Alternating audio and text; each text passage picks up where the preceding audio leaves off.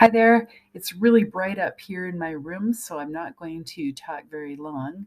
I created a short lesson for you to watch on how to write a brief summary because that's what you're going to do as practice in class today. And then on Friday, you will have a summative assignment similar to it. All right, so follow along and be patient. Thank you. I miss you. Bye. Creating a brief summary. Well, before you can create a summary, you have to read and understand. So, what strategies will you use to read for understanding and being able to summarize? So, you should be reading, thinking, pausing, thinking, jotting. Pay attention to the text features, title, headings, pictures, captions, footnotes, sidebars, glossary, etc., etc. Read a section, then pause. Think about what the text is teaching. What is the main idea of that section? Write a sentence in your own words. When you finish, go back to the beginning and think about what the overall central idea of the article is. Review the text features and any jotting or jots you did. Now you are ready to write a summary.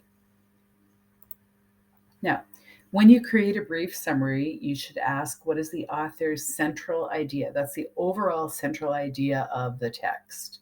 And then the main ideas, usually these nonfiction articles are divided into sections with headings. I would read a heading section and then think, okay, so what's the main idea of that section?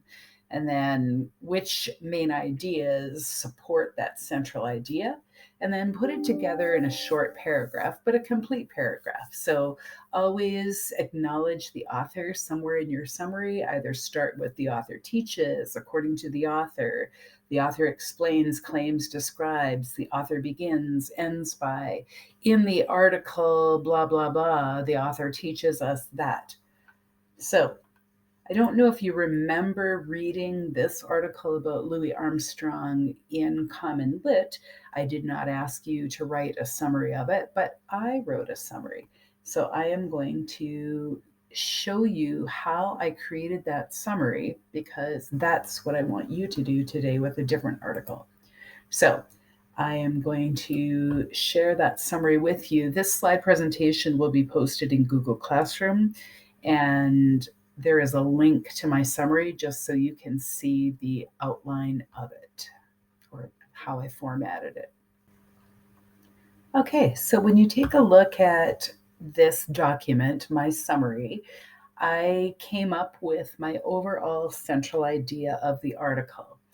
Louis Armstrong was a very successful and important jazz musician who introduced new styles of music. Then one of the central ideas that came up early in the text was that Louis Armstrong is one of the world's most famous jazz musicians.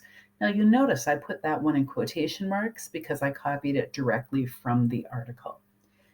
Now the next two main ideas I put in my own words. He overcame many obstacles in his life through music.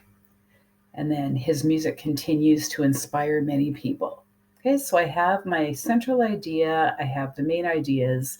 Now I'm going to put it together in a brief paragraph, and I'm going to make sure I acknowledge the author. So I did it by, I actually put in the title of the article. So I started in the article, comma, then I put the title in quotation marks, Louis Armstrong, comma, the author. And originally I had written the word teaches, and then I decided to revise it to describes. So in the article, Louis Armstrong, the author describes how Louis Armstrong overcame obstacles in his life to become one of the most famous and important jazz musicians in the world. He introduced new styles of music and continues to influence people today.